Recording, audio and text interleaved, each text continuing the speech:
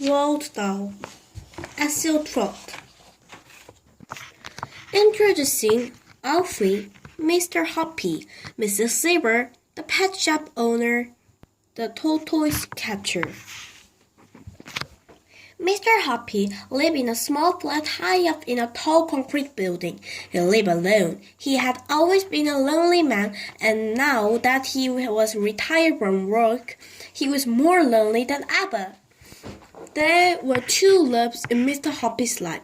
One was the flowers he grew in his balcony. They grew in pots and tubs and baskets, and in summer the little balcony became a red of color. Mr. Hoppy's second love is a secret he kept entirely to himself. The balcony immediately blew Mr. Hoppy jutted out a good bit further from the building than his own, so Mr. Hoppy always had a fine view of what was going on down there. This balcony belonged to an attractive middle-aged lady called Mrs. Silver. Mrs. Silver was a widow who always lived alone, and although she didn't know it, it was she who was the object of Mr. Hoppy's secret love. He had loved her from his balcony for many years, but he was a very shy man, and he had never been able to bring him to give her even the smallest hint of his love. Every morning, Mr. Hoppy and Mrs. Silver exchanged polite conversation, the one looking down from above, the other looking up, but that was far as it ever went. The distance between their balconies might not have been more than a few yards, but to Mr. Hoppy it seemed like a million miles. He longed to invite Mrs. Silver up for a cup of tea and a biscuit, but every time he was about to form the words on his lips, his courage failed him. As I said, he was a very, very shy man. Oh, if only, he kept telling himself, if only he could do something tremendous thing like saving her life or rescuing her from a gang of armed thugs. If only he could perform some great feat that would make him a hero in her eyes. If only... The trouble with Mrs. Silver was that she gave all her love to somebody else, and that somebody was a small tortoise called Alfie. Every day, when Mr. Hoppy looked over his balcony and saw Mrs. Silver whispering endearments to Alfie and stroking his shell, he felt absurdly jealous. He wouldn't even have minded becoming a tortoise himself if it meant Mrs. Silver stroking his shell each morning and whispering endearments to him. Alfie had been with Mrs. Silver for years, and he lived on her balcony summer and winter. Planks had been placed around the sides of her balcony so that Alfie could walk about without toppling over the edge, and in one corner there was a little house into which Alfie would crawl every night to keep warm. When the colder weather came along in November, Mrs. Silver would build Alfie's house with dry hay, and the tortoise would crawl in there and bury himself deep under the hay and go to sleep for months on and without food or water. This is called hibernating. In early spring, when Alfie felt the warmer weather through his shell, he would wake up and crawl very slowly out of his house on the balcony. And Mrs. Silver would clap her hands with joy and cry out, "Welcome back, my darling one! Oh, how would I have missed you!" It was at times like this that Mr. Hoppy whispered more than ever that he could change places with Alfie and become a tortoise. Now we come to a certain bright morning in May when something happened and changed and indeed electrified Mr. Hoppy's life. He was leaning over his balcony rail watching Mrs. Silver serving Alfie his breakfast. "Here's the heart of the lettuce for you, my lovely," she was saying. "And here's a slice of fresh tomato and a piece of crispy celery." Good morning, Mrs. Silver," Mr. Hoppy said. "Alfie's looking well this morning." "Isn't he gorgeous?" Mrs. Silver said, looking up and beaming at him. absolutely gorgeous, Mr. Hoppy said, not meaning it. And now, as he looked down at Mr. Silver's smiling face, gazing up into his own, he thought for 1,000 times how pretty she was, how sweet and gentle and full of kindness, and his heart ached with love. I just so wish he would grow a little faster, Mr. Silver was saying. Everything. And when he wakes up from his winter sleep, I weigh him on the kitchen scales. And do you know that in all the 11 years I had him, he would not gain more than 3 ounces. That's almost nothing. What does it weigh now? Mr. Hoppy asked her. Just 13 ounces, Mrs. Silver answered. About as much as a grapefruit. About as much as a grapefruit? Yes, well, tortoises are very slow growers, Mr. Hoppy said suddenly, but they can live for 100 years. I know that, Mrs. Silver said, but I do so wish he would grow just a little bit bigger. He's such a tiny wee fellow. He seems just as fine as he is, Mr. Hoppy said. No, he's not just fine, Mrs. Silver cried. Try to think how miserable it must make him feel. It must make him feel to be so itchy. Everyone wants to grow up. You really will love him to grow bigger, won't you? Mr. Hoppy said, and even his sudden smile suddenly went click and a new amazing idea came rushing into his head. Of course I would, Mrs. Silver cried. I'll give anything to make it happen. Why, I see much of giant turtles that are so huge people can ride on their backs. I'll be worth to see those turn green with amber. Mr. Hoppy's mind was spinning like a flywheel. Here surely was his big chance. Grab it, he told himself. Grab it quick.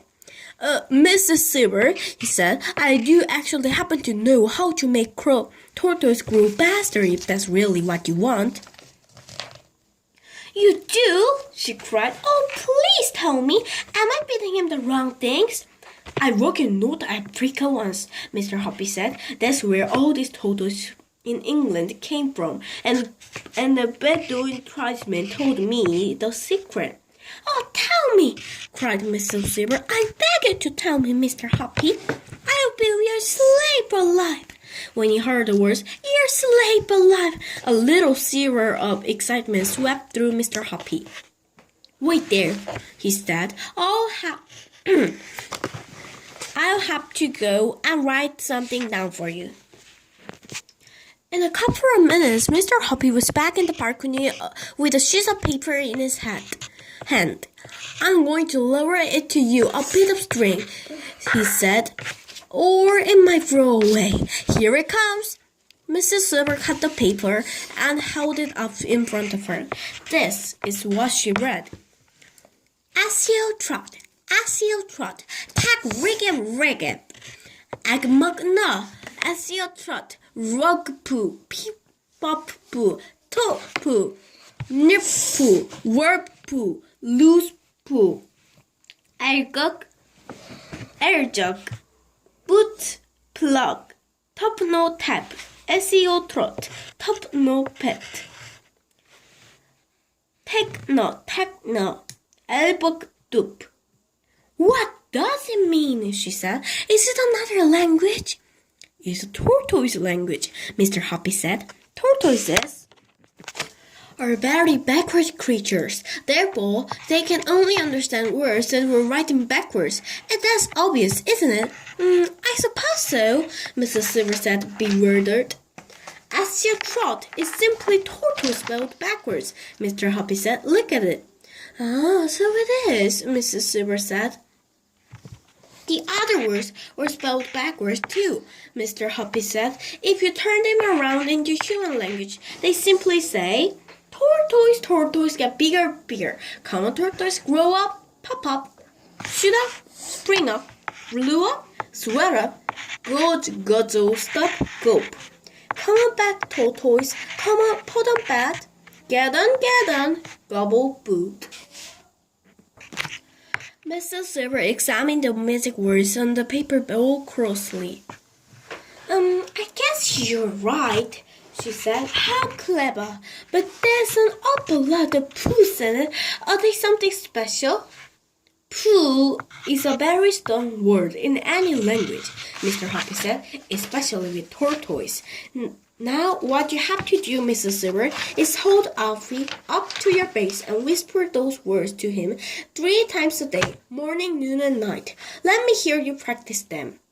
Very slowly and stumbling a little over the strange words, Mrs. Silver read the whole message out loud in tortoise language. Not bad, Mr. Hoppy said, but try to get a little more expression into it when you say it to Alfie. If you do it properly, I'll bet you anything you like that in a few months' time he'll be twice as big as he is now. I try it, Mrs. Silver said. I try anything, of course I will, but I can't believe it'll work. You wait and see, Mr. Hoppy said, smiling at her.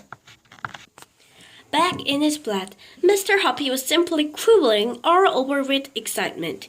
Yes, life alive, he kept repeating to himself. What bliss! But there was still the work to be done before that happened. The only furniture in Mr. Hoppy's small living room was a table and 2 chairs.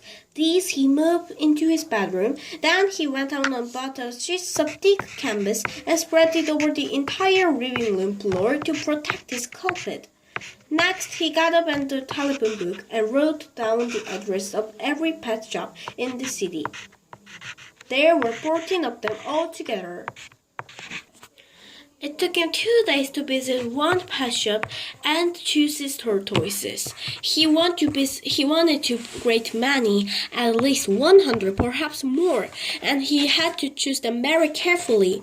To you and me, there is not much difference between one tortoise and another. They differ only in their size and in the color of their shells.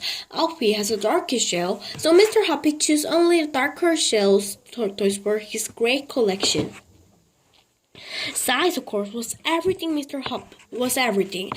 Hoppy chose all sorts of different sizes, some weighing only slightly more than Alfie's 13 ounces, others a great deal more, but he didn't want any that weighed less.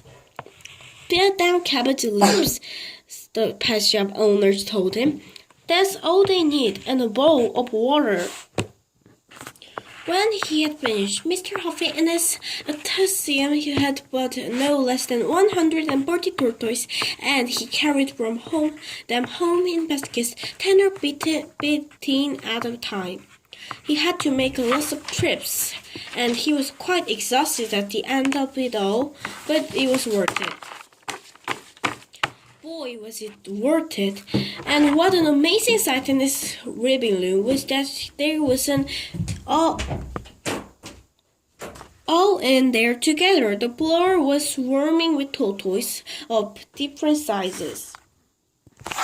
Some working slowly about and exploring, some munching cabbage leaves, others drinking water from a big shallow dish. They made just the faintest rustling sound as they moved over the canvas seat. But that was all. Mr. Hoppy had to pick his way carefully on his toes between these moving seas of brown shells whenever he walked across the room. But enough of that. He must get on with the job. Before he retired, Mr. Hoppy had been a mechanic in a bus garage, and now he went back to his old place of work and asked his mate if he might use his own bench for an hour or 2. What he had to do now was to make something that would reach down from his own balcony to Mr. Silver's balcony and pick up a tortoise. This was not a difficult job for a mechanic like Mr. Hoppy. First, he made 2 metal claws of fingers, and there he attached to the end of a long metal tube. He ran two stiff wires down inside the tube and connected them to a metal cloth in such a way that when you pulled the wires, the cloth closed, and when you pushed them, the cloth opened. The wires were joined to the handle of the other end of the tube. It was all very simple. Mr. Hoppy was ready to begin. Mrs. Silver's part-time job. She worked from noon until 5 o'clock every weekday afternoon in a shop that sold newspapers and sweets. That made things a lot easier for Mr. Hoppy. So on the first exciting afternoon, after he had made sure that Mrs. Silver was gone to work, Mr. Hoppy went out on his balcony and armed with his long metal pole. He called this his tortoise catcher. He leaned over the balcony railings and lowered the pole down on Mrs. Silver's balcony below. Alfie was basking in the pale sunlight over to one side. "Hello, Alfie," Mr. Hoppy said. "You are about to go for a little ride." He wriggled the tortoise catcher till it was right above Alfie. He pushed the hand level so that the cloth opened wide. Then he lowered the two cloths neatly over Alfie's shell and pulled the lever. The cloth closed tightly over the shell like two fingers of a hand. He hauled Alfie up on his own balcony. It was easy. Thanks for watching my video. I'm sorry all the rustling and the sounds about. My younger sister was studying on the same desk, so it must have been a little, distracted. Anyway, I'll thank you if you watch the next video of ESIO TROT ROALD. Thank you. Bye bye.